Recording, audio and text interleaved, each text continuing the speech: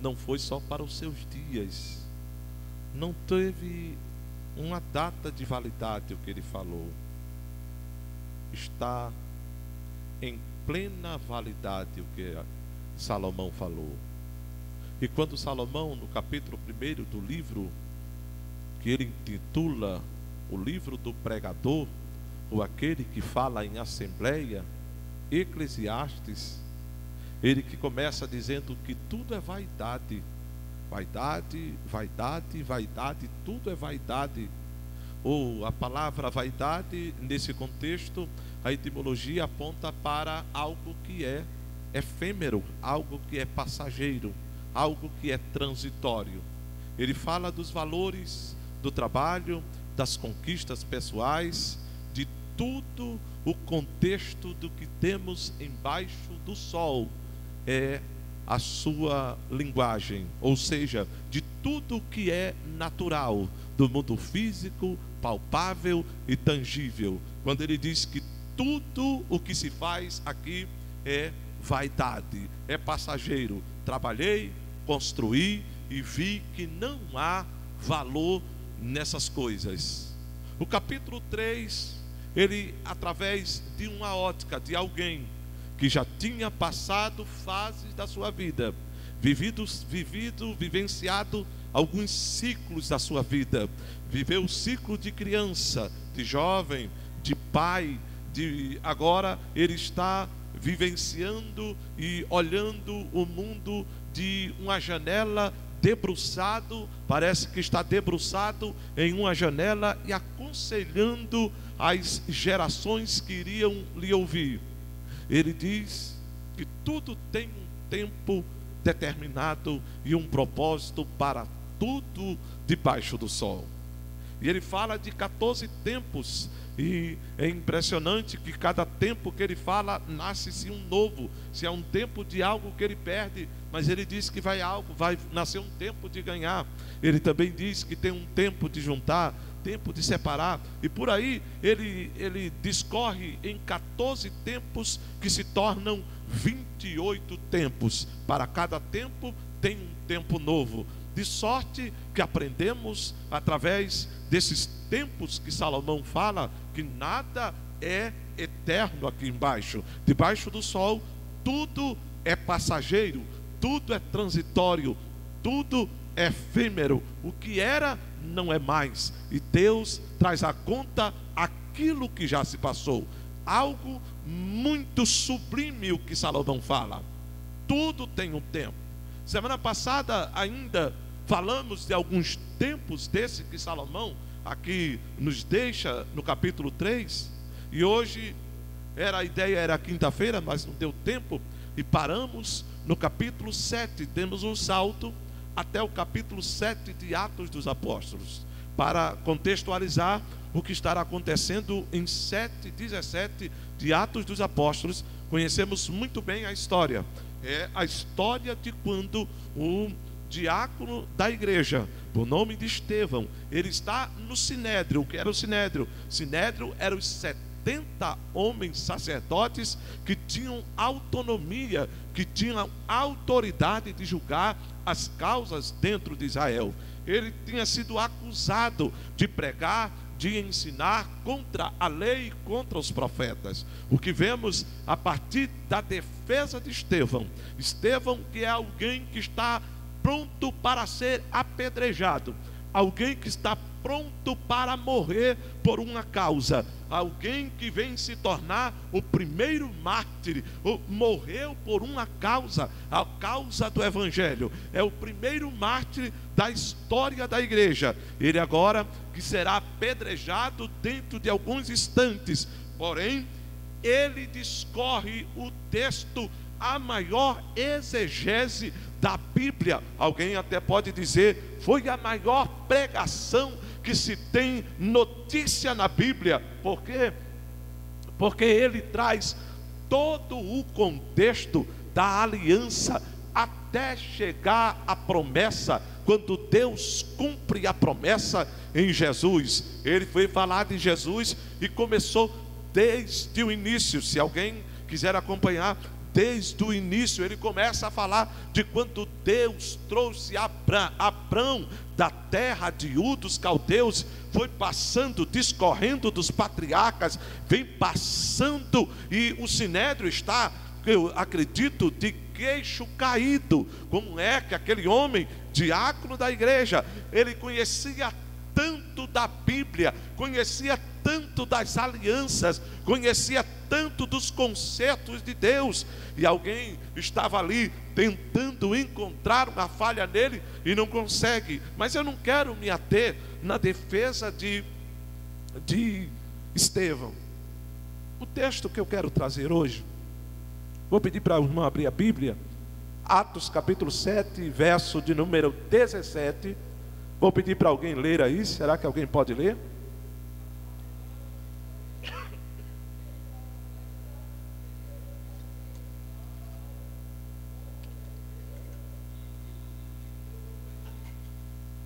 Aproximando-se o quê? Aproximando-se, porém, diga comigo, aproximando-se, porém, o tempo da promessa. É interessante que estava falando de tempo, e tem um tempo para todas as coisas, e aqui encontramos um tempo. Até a promessa tem um tempo. Repete comigo, diga assim: até a promessa tem um tempo. E o interessante é quando olhamos para esse texto, se você abrir a sua Bíblia aí em 7,17, diz assim: aproximando-se, porém, o tempo da promessa que Deus tinha feito a quem? Deus fez a promessa a quem?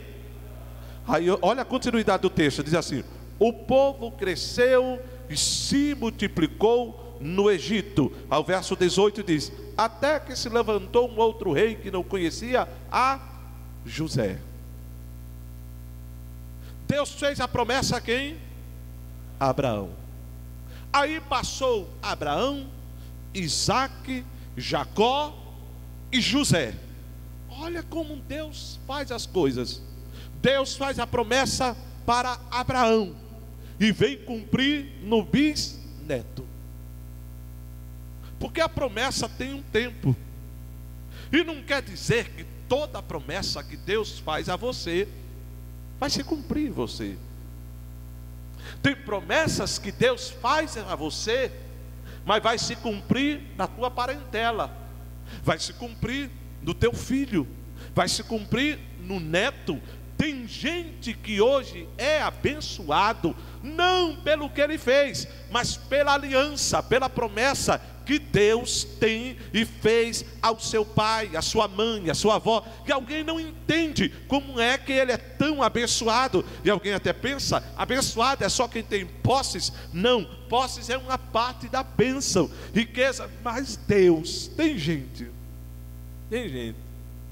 que não tem a dimensão da promessa que Deus fez à avó, o avô, o pai. Ele hoje vive da promessa que Deus fez lá ao seu avô, à sua avó.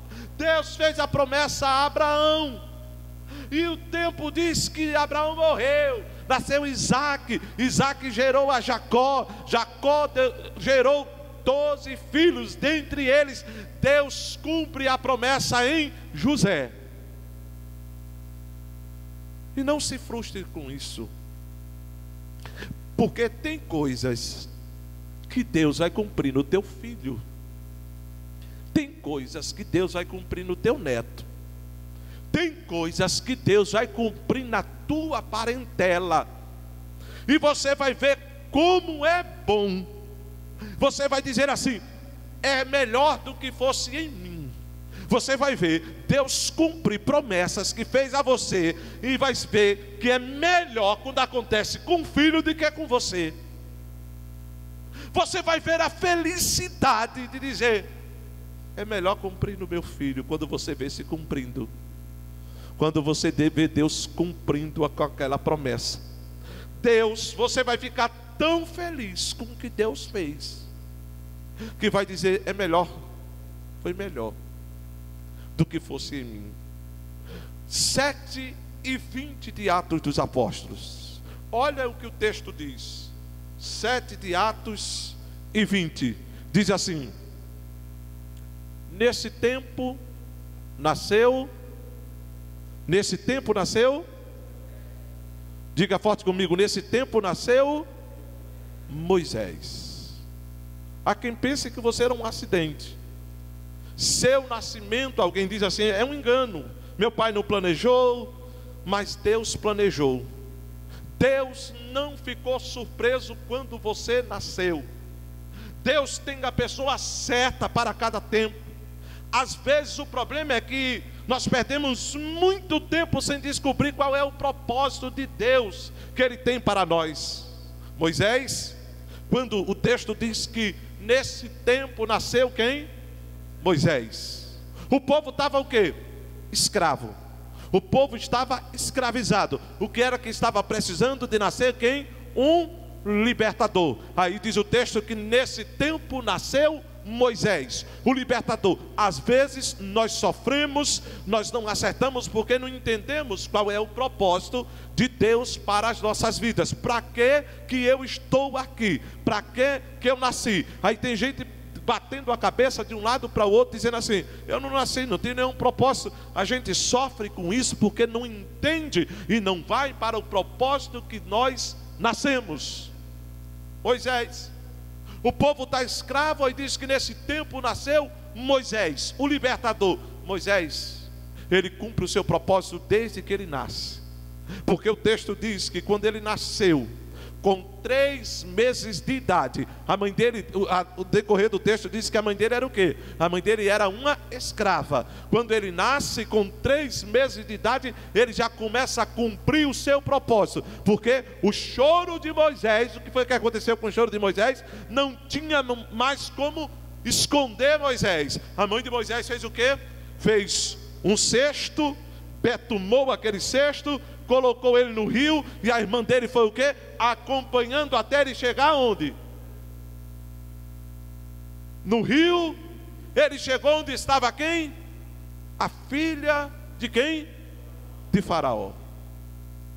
E ela, quando olha para Moisés, ela se compadece de Moisés. Ela se compadece. Agora imagina aqui comigo, qual era o decreto do rei? Era que todo hebreu tinha aqui o que, irmão? Todo hebreu, toda criança hebreia tinha o que? Que morrer. Mas quem nasce com o propósito de Deus, a morte não pode tocar nele, porque Deus tem um propósito na vida dele. Moisés, eu imagine aqui comigo nesta noite, quantas crianças hebreias aquela filha de Faraó já tinha visto, quanto choro de criança, quanta criança morreu, e aquela princesa já tinha visto tantos judeus, tantos hebreus morrerem, mas ela se compadeceu de quem? De Moisés. Ele nasce com um propósito. O propósito qual é? Ser um libertador. Com 3 meses de idade ele já vai começando a cumprir o seu propósito. Por quê? Porque quando a irmã dele vê que ela coloca e diz que vai ficar com ele, a irmã pergunta, você não precisa de alguém? Aquela pergunta que já vai perguntando e dizendo, dando a resposta, será que você não precisa de alguém não para tomar conta dele? Ela diz assim, preciso. E a partir de hoje ela não é mais escrava, ela é agora o quê? Uma assalariada. Ele já começa a libertar a mãe. A mãe era escrava, agora é uma empregada da filha de Faraó. Nesse tempo nasceu Moisés. O problema é que às vezes nós queremos falar daquilo que não é pertinente. Queremos pregar aquilo que não é relevante. O problema é que a gente quer dar uma solução se não tem um problema. Aí diz, ninguém me entende, ninguém me escuta. Quer criar aquilo que ainda não há a necessidade. Mas nós nascemos, todos nós, com um propósito. Na história americana, Na história americana, o povo diz que o povo estava o quê? Em segregação racial. Não podia se juntar o negro com o branco. Nesse tempo, Deus levantou um pastor, 34 anos de idade, um pastor negro, na capital Washington. Ele nasce com um propósito, com 34 anos de idade, ele descobre qual é o propósito, qual era o problema que estava acontecendo, a segregação. Ninguém, o preto não podia ficar com o branco, tinha um bairro de preto, tinha um bairro de branco, não podia, se um preto subisse no ônibus, tinha que ir lá para trás. Aí nesse tempo, Deus levanta um pastor de 34 anos, ele nasce com um propósito. E qual era o problema do mundo? O problema do mundo era segregação racial. E a mensagem dele é relevante. Ele disse um certo dia, e não tinha rede social na época, ele levanta e diz assim: eu tenho um sonho. Um homem negro, um pastor negro de 34 anos, levanta o dedo e diz assim: eu tenho um sonho, quem quiser ver meu sonho, vem amanhã. 1 milhão de pessoas parou Washington, parou a capital dos Estados Unidos. Para quê? No tempo que preto e branco não podia se juntar, ele juntou 1 milhão de pessoas para dizer o quê? Para dizer: eu tenho um sonho. Todo mundo queria ouvir qual era o sonho dele. Qual era o sonho dele? Ele disse: eu tenho um sonho, que um dia todos os homens possam estar juntos, independente da sua classe e de sua cor, mas pelo seu caráter. Ele juntou todo mundo para quê? Para contar um sonho. O propósito. Cada um de nós nasce com um propósito. Moisés, neste tempo, nasceu Moisés. 7 de Atos, capítulo 22 e 23. Vamos dar continuidade ao texto. Olha o que o texto diz: e Moisés foi instruído em toda a ciência dos egípcios, e era poderoso em palavras e em obras. Quando o texto diz aqui de Atos, o texto diz que, a continuidade do texto diz assim: e sendo enjeitado, o verso 21, e sendo enjeitado, tomou a filha de Faraó para o criar.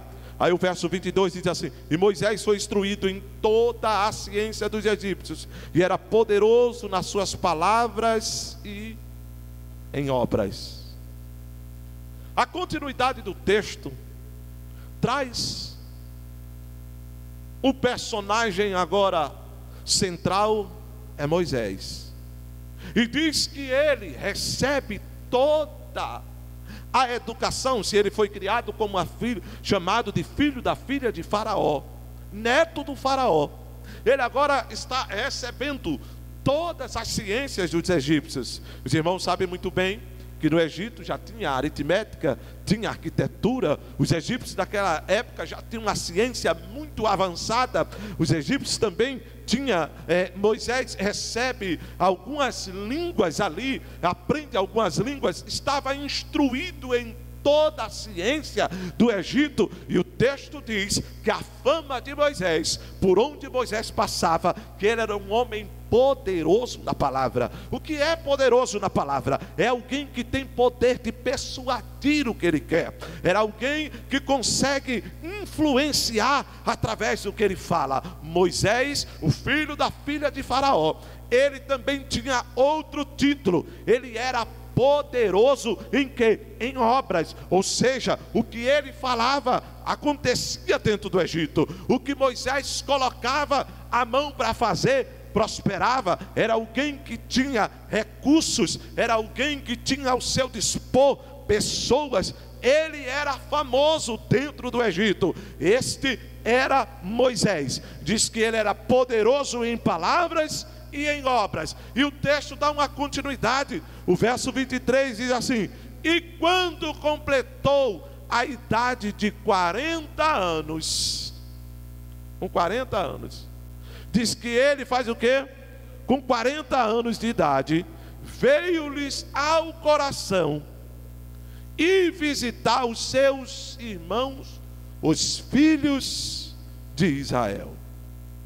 Esse homem agora, que andava como um príncipe, que era poderoso nas palavras, que tinha conhecimento. Se fosse no dia de hoje, para contextualizarmos, se fosse no dia de hoje, era alguém de anel no dedo, formado, cheio de títulos, de estrelas. Ele agora vai resolver conhecer os filhos de Israel. Quando ele chega, diz, o verso de número 24, diz assim: e vendo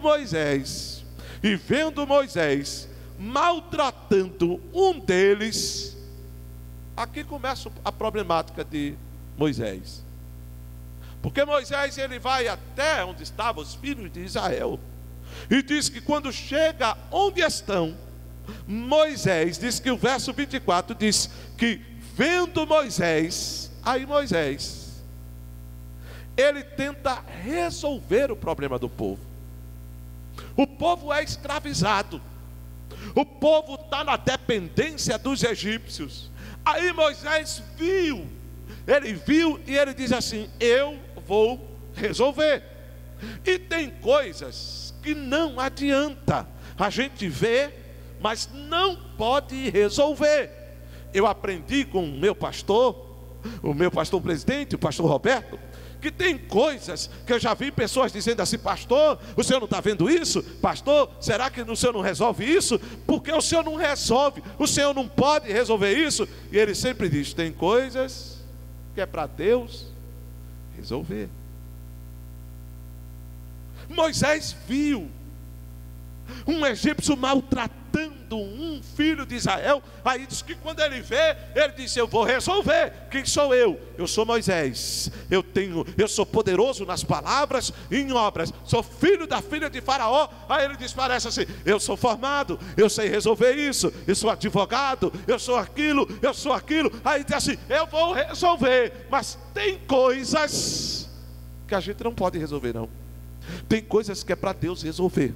Tem coisas que a gente vai ver, tem coisas que a gente não vai aceitar, mas eu vou dizer uma coisa para vocês: é para Deus resolver. Entregue a Deus, deixe Deus resolver. Não tente se justificar, deixe Deus resolver. Porque se a gente for resolver, vai dar problema.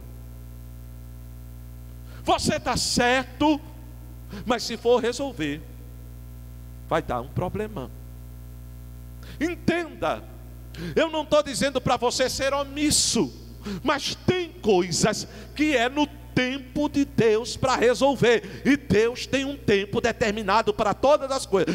Tem coisas que é para você ver, orar e entregar a Deus. Porque entregar a Deus e confiar, porque Deus vai resolver. Você crê? Você crê que Deus resolve? Você crê que Deus resolve? Você crê? Então recebe essa palavra de Deus, entregue a Deus e Deus vai resolver. Porque se você quiser resolver, vai criar um problema. O texto no verso 25 diz assim: e eles cuidavam, verso 24 da continuidade diz assim: e vendo maltratando deles, defendeu, vingou o ofendido e matou. Ele fez o quê? Matou o egípcio. Moisés foi tentar resolver. Moisés foi tentar, talvez com uma palavra, talvez usando a autoridade da sua palavra, e terminou num fim fatal, matando aquele egípcio e o cobriu na areia. Dá a entender que Moisés não fez isso na frente dos israelitas. Talvez ele usou da sua influência, chamou aquele homem, e talvez o homem foi insubordinado a ele, onde estavam os dois, e ele deu cabo da vida daquele homem e o cobriu, porque lá em Êxodo diz que ele o cobriu na areia, pensando ele que ninguém tinha visto aquilo. E no outro dia, o texto diz, no verso 25, diz que e ele cuidava que seus irmãos entenderiam. Aí a continuidade diz que Moisés, quando ele vai aos filhos de Israel, ele tem um erro na leitura que ele faz do tempo. Porque o texto diz que, o verso 25 diz assim: e ele cuidava que os seus irmãos entenderiam que Deus lhe havia de dar a liberdade pelas suas mãos, mas eles não entenderam. Olha que coisa, Moisés agora era um homem preparado, Moisés era um homem de palavra, Moisés era um homem poderoso nas obras. Moisés agora tem 40 anos, vai visitar os seus irmãos, e quando ele vai visitar os seus irmãos, ele está entendendo que todo mundo sabia que ele era o libertador, que ele seria recebido, que ele seria aceito, que o que ele falasse os irmãos iriam compreender, que ele ia dar um jeito no que estava errado, que ele veio pela autoridade de Deus. Deus falou com ele, Deus o tinha chamado, separado, livrado a sua vida e poupado a sua vida de um fim trágico quando era criança, que ele estava no palácio, que ele foi preparado no palácio, que ele foi preparado nas ciências, que ele foi preparado na eloquência, para quando ele chegasse, todo mundo ia entender que ele era o libertador. Mas existe no meio desse termo um processo. Não é um milagre, é um processo. A lagarta, quando vai virar borboleta, ela não espera por um milagre. O que é que ela espera? Um processo. Ela tem que passar por um processo. Ela um dia, ela vai entrar num casulo, vai passar por um processo e vai se transformar em uma borboleta. Mas até esse processo, ela tem que esperar. Não é milagres. Moisés chegou, pensando que suas formações, pensando ele que seus títulos, pensando ele que a sua eloquência, pensando ele que o seu conhecimento das ciências, pensando ele que as obras o credenciavam, seria aceito quando ele falasse. Aí o texto, a realidade, o mundo real, o problema quando se vê, diz que no verso 25 ele cuidava, mas o verso 26 diz assim: e no dia seguinte, pelejando, ele se apresenta pensando que iam aceitar. Aí diz que no dia seguinte, pelejando, leia aí comigo, no dia seguinte, pelejando eles, foi por eles visto e quis levá-los à paz. Tinha uma confusão, tinha um problema. Os dois hebreus agora estavam ali, um maltratando o outro. Aí Moisés chega, e quando ele chega para tentar apaziguar. E quando ele vai apaziguar, alguém traz uma palavra para Moisés e pergunta para Moisés: quem foi que te constituiu juiz entre nós?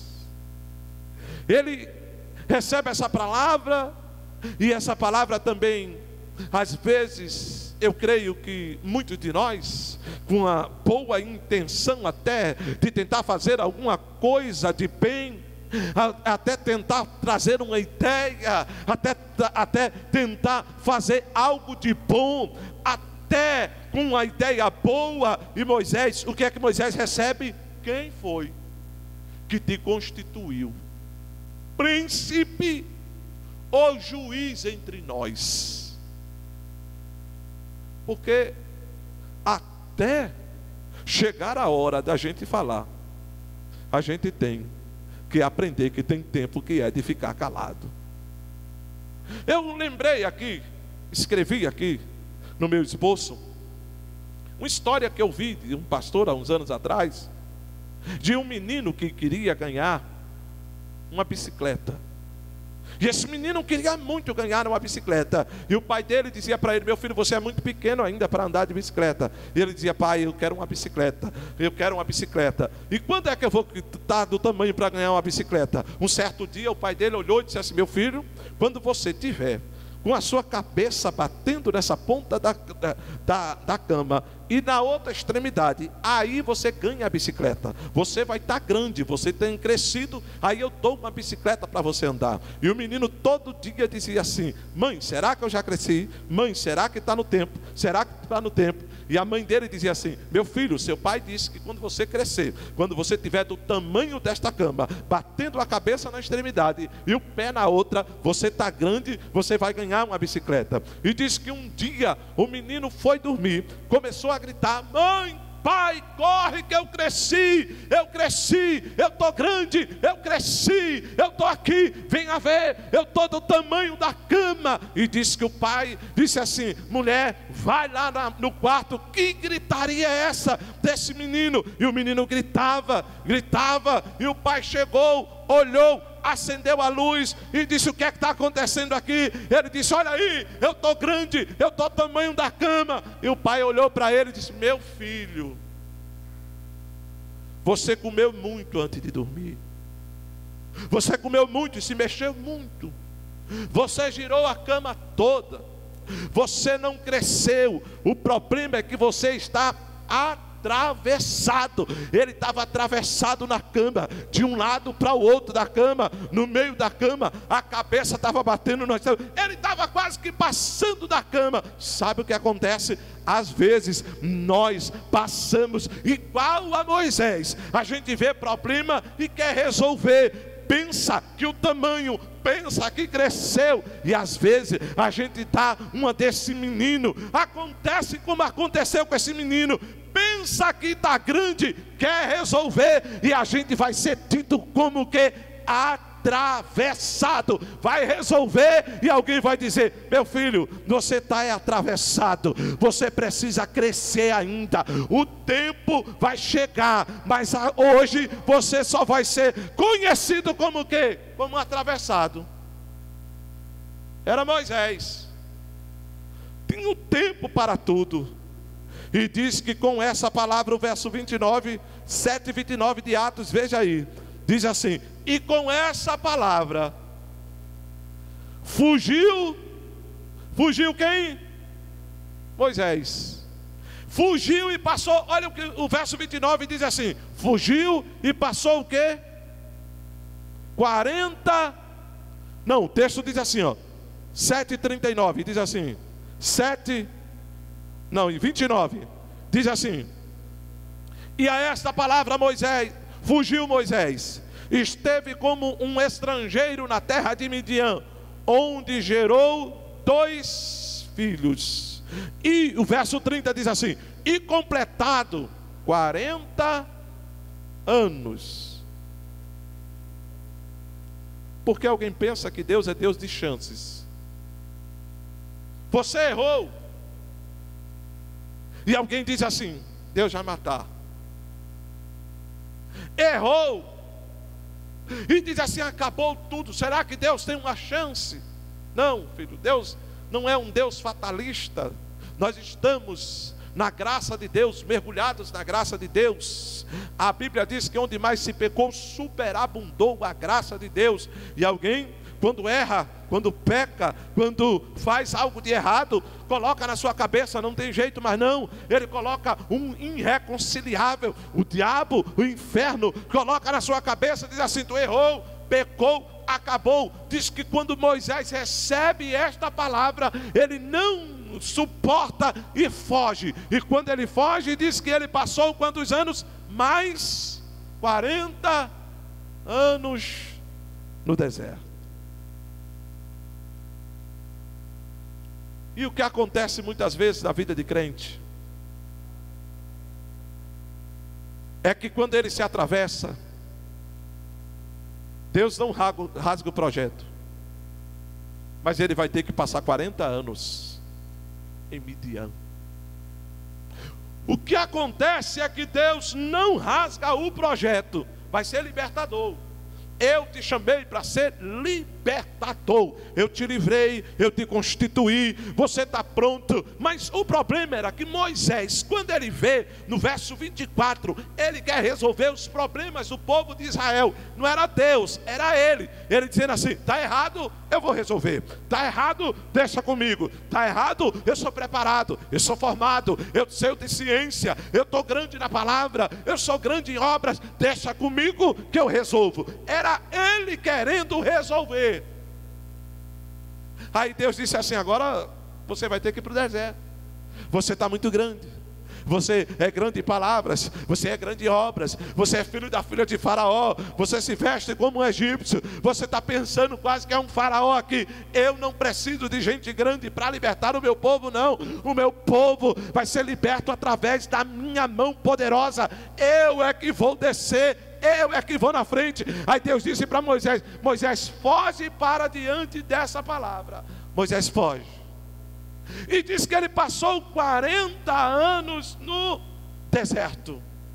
E Deus, muitas vezes, Deus ele faz isso na vida de crente. Deus tem que tirar a gente do palácio e levar para Midian, para o deserto de Midian. Deus quer utilizar, porque Deus não gosta. A Bíblia diz que Deus usa as coisas loucas desse mundo.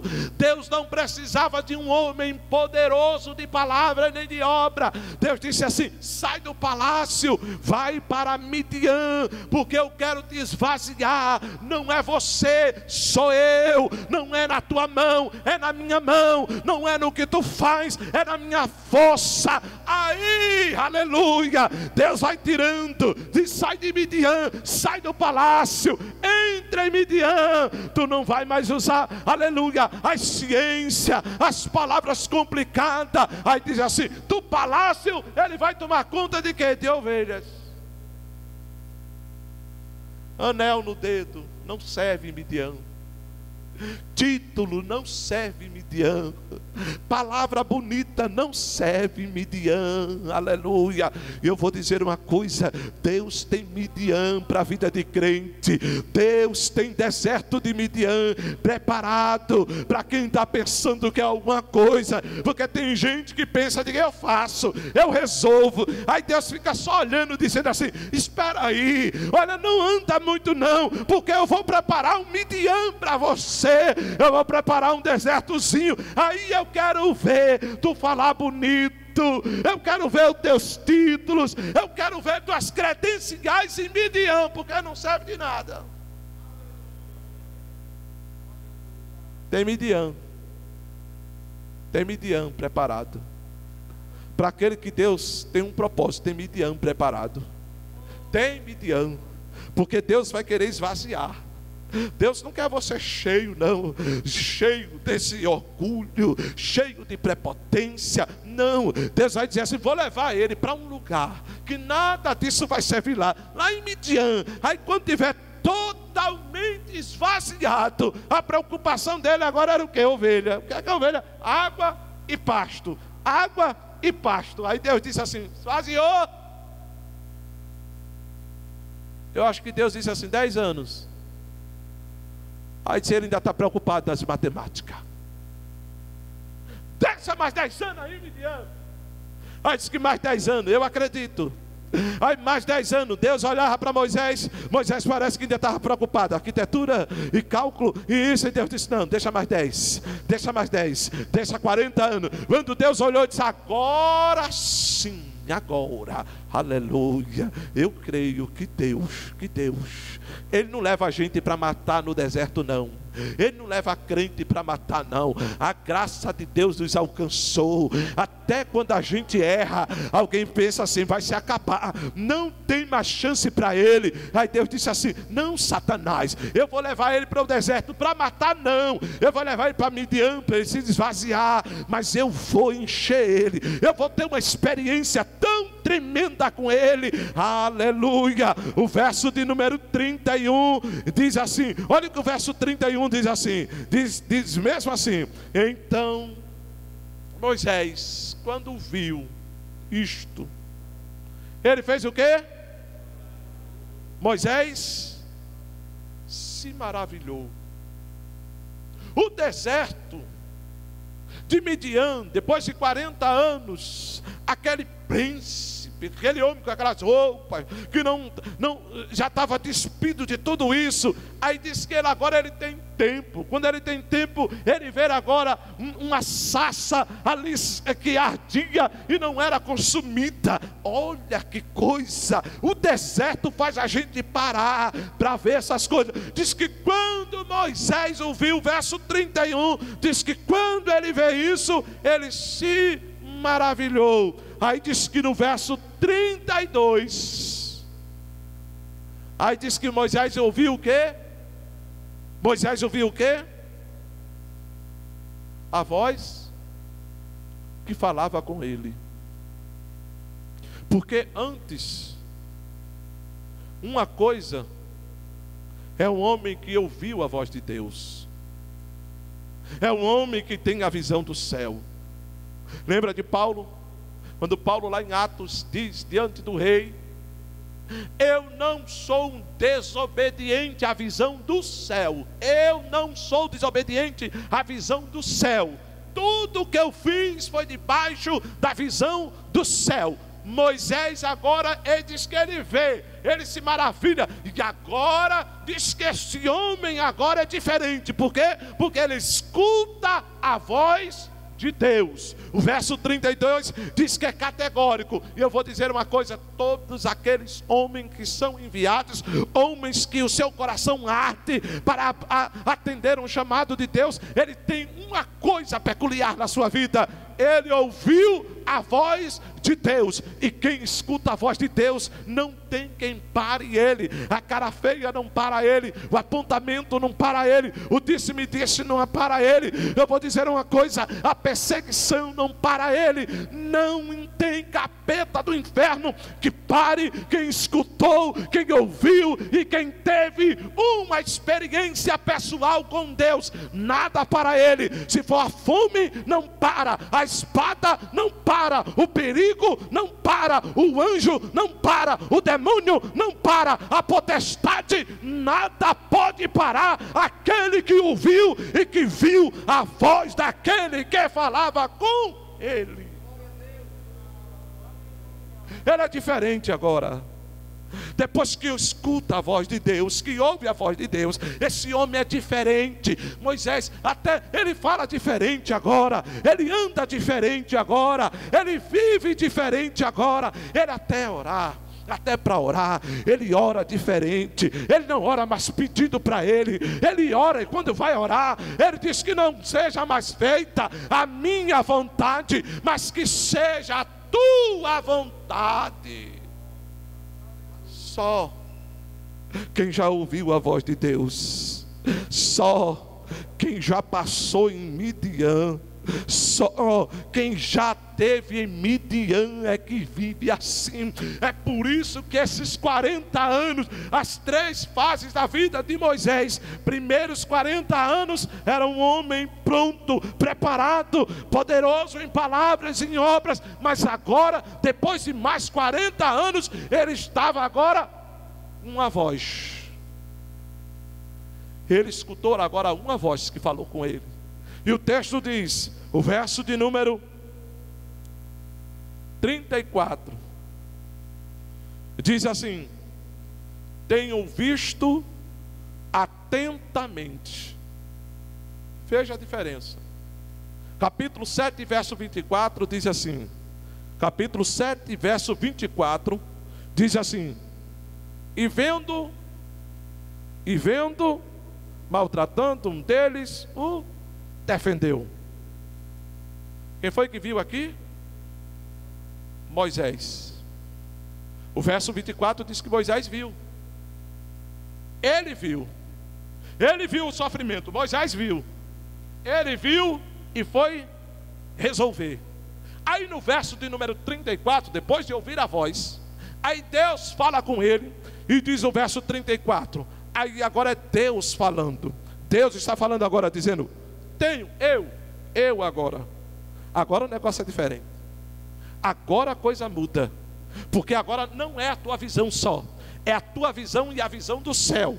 É a tua visão. Quando casou aqui a visão de Moisés, Moisés tinha visto o povo sofrendo e disse: eu não posso fazer nada não, eu vou resolver. Aí ele disse assim: eu vou resolver do meu jeito. Moisés disse assim: eu vou resolver. Agora é diferente. Agora o verso 34 diz assim: agora é Deus dizendo aqui: eu tenho visto. Aleluia. Você está entendendo? Quando Deus vai resolver o negócio, quando a tua visão está alinhada com a visão do céu, a coisa vai dar certo. Quando você vê, e Deus lá do céu vê também, porque tem coisas aqui que quando a gente vê, Deus lá do céu também vê. Aí alguém olha e diz assim: não vai dar certo não, o que você está vendo deve estar vendo errado. Não, mas eu não estou vendo sozinho não, o céu está vendo também. Eu estou vendo aqui, mas o céu está vendo também. Aí quando se junta essas duas visões, aí diz o texto que Deus diz assim: agora não é tu, Moisés, agora eu vi também, e eu vou descer, aí agora, aleluia, não tem faraó, não tem quem possa ficar na frente, porque agora Deus também viu, e Deus disse: eu vi e eu desci, aleluia. Você pode dizer glória a Deus, porque tem coisas que você está vendo e não pode resolver, mas o céu está vendo e está dizendo também para você que está descendo. O céu está dizendo assim: eu também estou vendo, agora não é contigo não, agora é comigo. O céu está dando ordem dizendo: eu estou descendo. E quando vem a ordem de Deus, não é com teu jeito, é no jeito de Deus. Não é como tu faz, é do jeito que Deus faz. Não é como tu resolve, é do jeito que Deus estabeleceu. Deus está descendo e dizendo: eu desci, estou, aleluia, descendo providência, porque eu estou vendo. Deus está vendo. Eu vou terminar. 7:35 diz, para encerrar: a esse Moisés, o qual haviam negado, dizendo: quem te constituiu príncipe e juiz, a este enviou. Quem foi que enviou agora? Quem foi que enviou? Deus. Moisés que saíra fugido do Egito. Agora o texto diz, é Estevão pregando dizendo assim: é um tempo de mudança, é um tempo de Deus estabelecer, porque agora não é mais com a mão de Moisés, é com a mão de Deus. Agora não é mais no passo de Moisés, porque ele diz: este mesmo. É interessante que o texto diz assim: não é outro Moisés, o mesmo Moisés que tinham desprezado, mandado embora. Aí diz assim que Deus constituiu. Fica de pé comigo. Deus constituiu príncipe. Diga comigo: príncipe, juiz, libertador. Diga assim: e pela mão do anjo. Diga forte comigo, diga assim: pela mão do anjo, Deus libertou o seu povo. Eu quero dizer para você que chegará o tempo da promessa de Deus na tua vida, porque até a promessa tem um tempo. Há um tempo determinado para todas as coisas. Tem um tempo que vão perguntar a você quem foi que te constituiu, quem te colocou, quem te mandou, quem te deu autoridade. Mas eu quero te dizer uma coisa: quando chegar o tempo de Deus, não precisa de explicação. Você vai falar e Deus se responsabilizará. Deus irá constituir, porque quando precisa se explicar muito, é porque não está no tempo de Deus. Mas quando Deus constitui, não é na tua força, é na força de Deus. Não é do teu jeito, é com o anjo de Deus na frente, uma espada desembanhando. Não tem faraó, não tem capeta do inferno, não tem quem possa, porque o tempo de Deus cumprir a promessa. Se é tempo de chorar, chore. Se é tempo de perder, perca. Se é tempo de deixar de abraçar, deixe. Mas eu quero te dizer uma coisa: chegará tempo de glorificar, chegará tempo de cantar, chegará o tempo da promessa de Deus para a tua vida. E no tempo da promessa é Deus que vai instituir, é Deus que abrirá as portas, e é o anjo de Deus que vai na frente garantindo a tua vitória. Se você crê, quem está esperando em Deus aqui?